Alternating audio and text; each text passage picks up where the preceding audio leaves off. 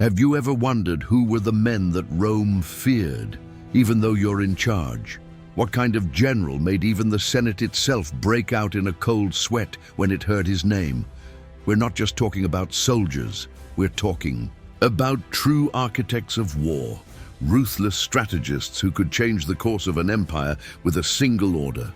In the dusty fields of Gaul, in the gloomy forests of Germania, or in front of the Carthaginian elephants, these men did not shrink.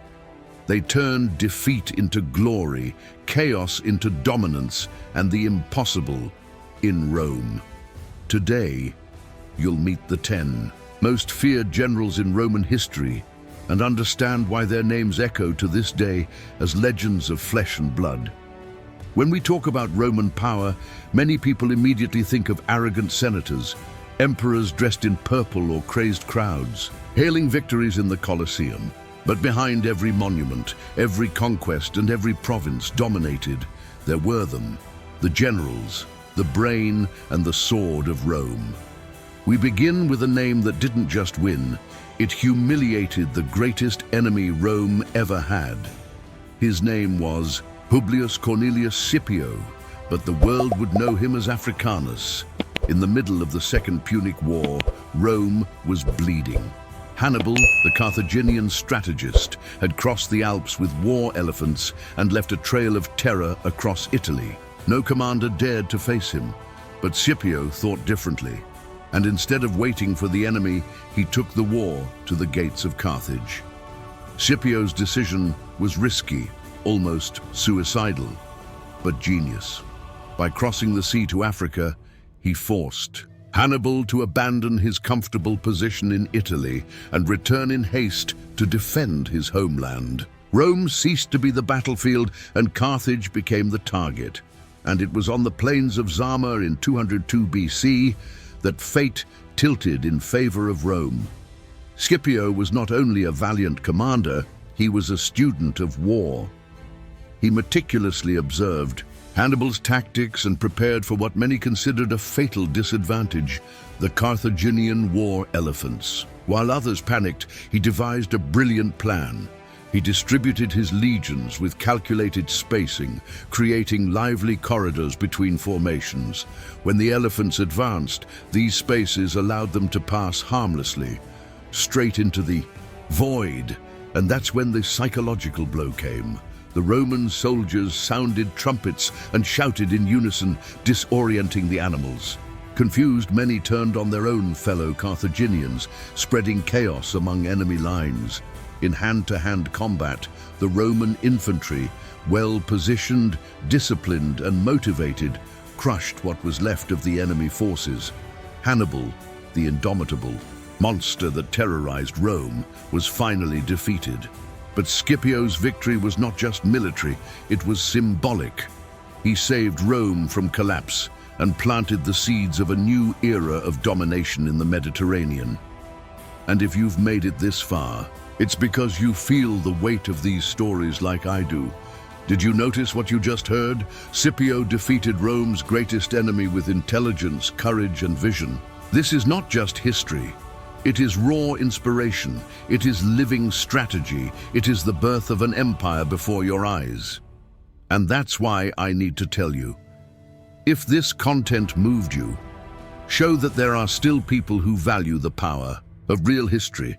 Like us now, it helps us continue to reveal the brightest minds of war and power.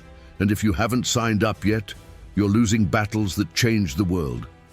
Be part of this legion of curious minds that do not accept the shallow version of books.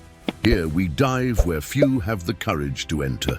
Click on the like. Sign up, because the next generals are even more legendary. From North Africa, we jump to the interior of Italy. From a modest lineage, the one who may have been the architect of a revolution within the Roman army was born, Gaius Marius. Coming from Arpino, far from the aristocratic elite, he had no cradle. He had merit. He rose through the ranks with sweat and blood. But it was not only for his victories that Caio Mario entered eternity. It was for changing the way Rome waged war. Until his arrival, only landowners could serve in the legions. The people without possessions were discarded as useless. Mario broke this tradition. He reformed the system, opening the doors of the army to the poor, the so-called capite sensi, the headless, the invisibles of Rome.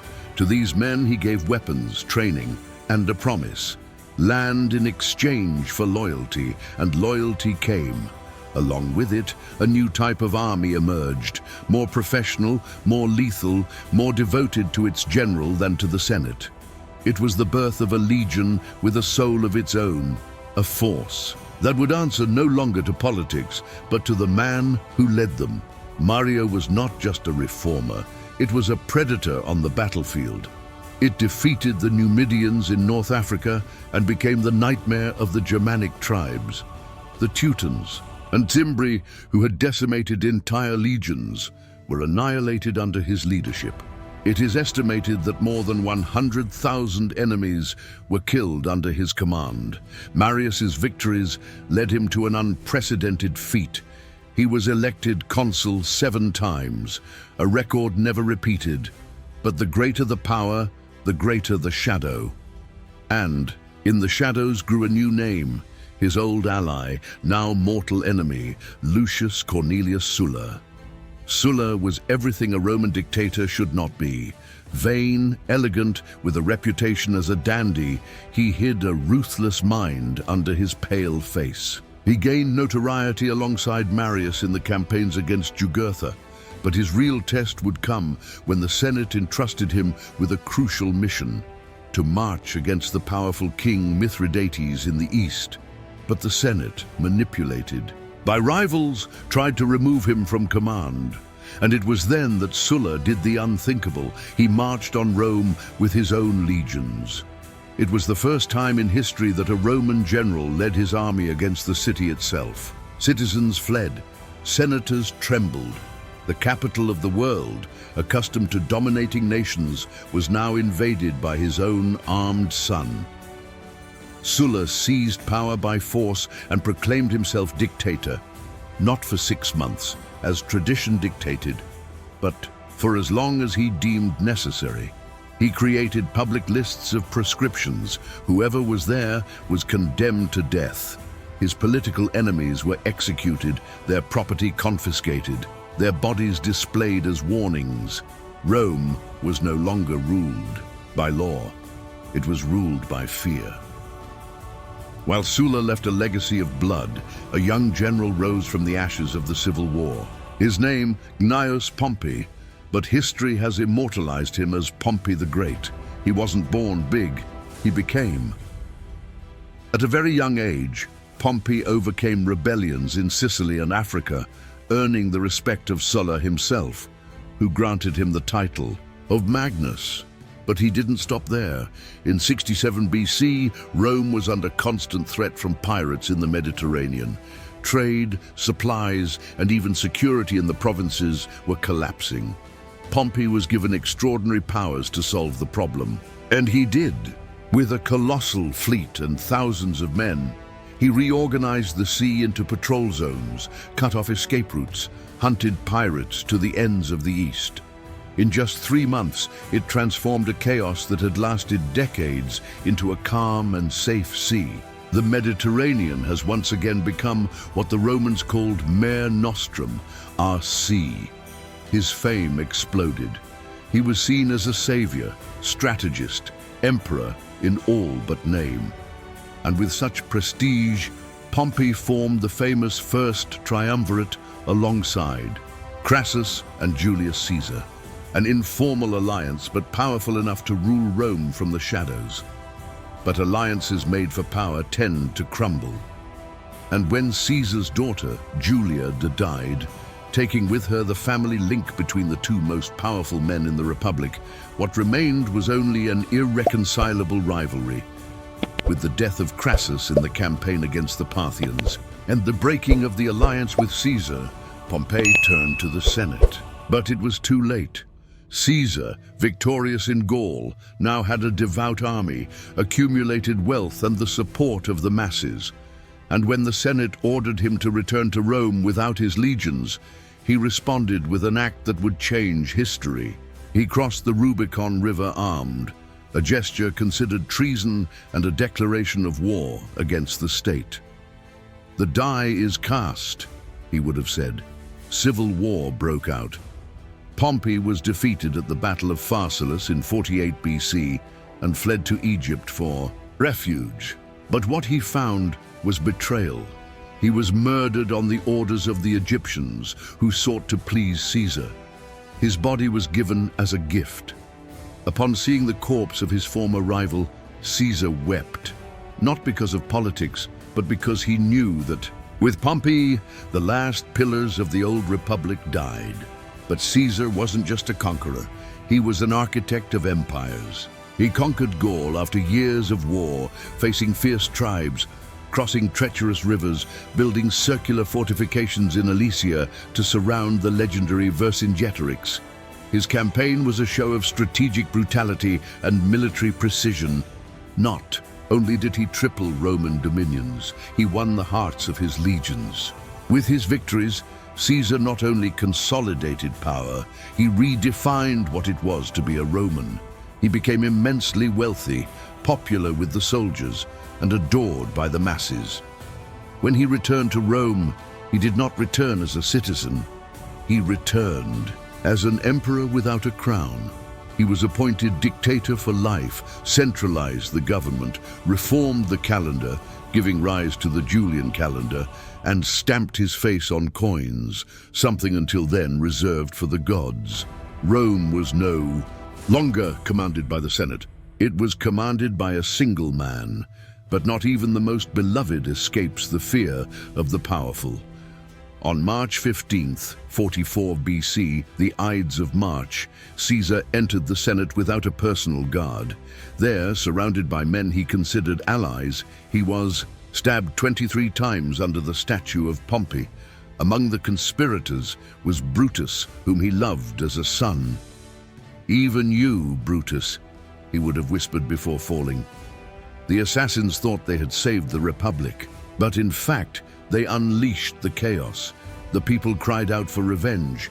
The streets of Rome were bustling, and from within this maelstrom, two names emerged, Marco Antonio and Ottavio, who would soon transform the tragedy into a political weapon. Caesar is dead, but his legacy, it was just beginning to set the world on fire. Mark Antony was the broken mirror of Julius Caesar, charismatic, courageous, a powerful speaker, and a feared warrior, but with a heart too exposed to impulse.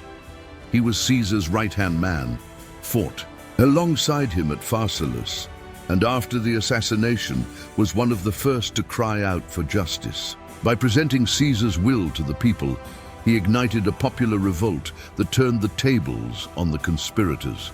To consolidate his new power, he formed the Second Triumvirate with Octavius and Lepidus, dividing Rome as if it were a conquered empire.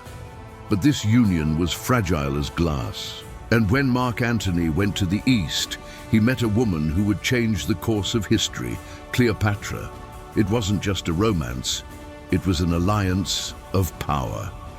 Antony settled in Alexandria, had children with the Egyptian queen, and in an act that scandalized Rome, recognized these children as heirs to Roman kingdoms in the east. For many, it was betrayal. Ottavio wasted no time. He used Antonio's passion as ammunition. He launched a brutal propaganda campaign. He said that he had become a servant of the Egyptians, abandoned Roman values, and that he was now a direct threat to the stability of the Republic. Conflict was inevitable. In the year 31 BC, at the naval battle of Actium, fate was sealed. Mark Antony and Cleopatra were defeated. After the defeat at Actium, Mark Antony and Cleopatra fled to Egypt. Surrounded with no way out, and with their glory undone, the two opted for the only choice they could still control: suicide. Antony fell on his sword. Cleopatra, it is said, used the venom of an asp. Thus ended the last great act of the Republic, and Egypt became a Roman province. But who guaranteed this victory was not Ottavio alone. It was Marcus Vipsanius Agrippa, the greatest general of his time, who was the true military architect behind the success of Rome's first emperor. Agrippa did not come from the aristocracy. He was a childhood friend of Ottavio, but his loyalty went beyond friendship. He was absolute, strategic, implacable. He was the one who planned the siege, who commanded the naval maneuvers, who cut supplies and anticipated Antony's every move.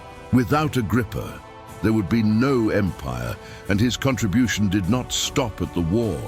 After the victory, Agrippa was the mastermind behind Rome's urban and military reorganization.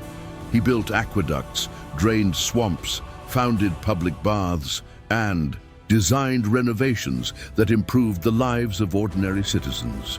And he also built the first pantheon, a temple at the height of the new gods that Rome was beginning to worship, its emperors. He had the power to rule, but he preferred to serve. Rather than betray Octavius, he married his daughter and was named political heir. He died before seeing the throne, but he left a legacy that would last for centuries. When Rome needed to reassert its authority beyond the Rhine, the name that echoed was Germanicus. Nephew of Tiberius, grandson of Mark Antony, adopted as imperial heir, he was the hope of a new generation. Young, brilliant, loved by the soldiers, and acclaimed by the people, Germanicus was not only an heir by blood, he was an heir by honor. After the tragedy of Teutoburg, where 3 legions were massacred by Arminius, Germanicus took on the mission of washing away Roman shame. He advanced through the hostile forests of Germania, found the bones of the fallen legionnaires, and buried them with military honor, rekindling the spirit of the legion. In 16 AD, at the Battle of the River Weser, he faced Arminius in the open.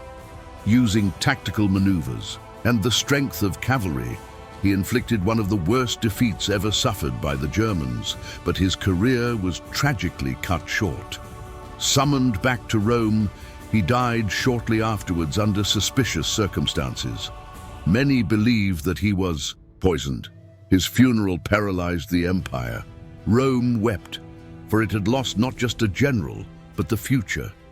Before him, another name had already traced the fate of Rome in the north, Agricola. As governor of Britain, he built fortresses, designed roads, Romanized local elites, and advanced as far as Scotland. At the Battle of Mons Graupius, he annihilated the Caledonians and revealed to the world that Britain was an island. But his competence aroused the paranoia of the Emperor Domitian, who recalled him and condemned him to silence. He died far from the fields he conquered, but his legacy was embedded in the cold land of the north. Finally, Drusus, Tiberius' brother, marched through the Germanic tribes with courage and justice. He died young, but his name echoed in his descendants, Germanicus, Caligula, even Nero. The history of Rome, it is said, was written by emperors, but the truth is that it was forged by the generals, men of vision, courage, and steel. They have crossed borders, faced the impossible, and shaped centuries of power.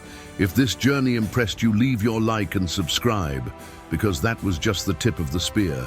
Rome still lives, if this story moved you. So it has already fulfilled part of what I dreamed of when creating this content. Because when I sat down to write about Scipio, I didn't want to just talk about a general. I wanted you to feel the impact of a decision that changed the course of civilization. I wanted you to realize that even the impossible, like defeating war elephants, can be overcome with vision and courage. And whether it inspired you, taught you, or just stuck you here until now. So all I ask of you is that you reciprocate with a like, that you sign up to continue this journey with me, because what comes after is even deeper, more transformative, more real. History is proof that no one needs to be born powerful to change everything. And if that truth has touched you, so show that it's worth bringing this content to the world.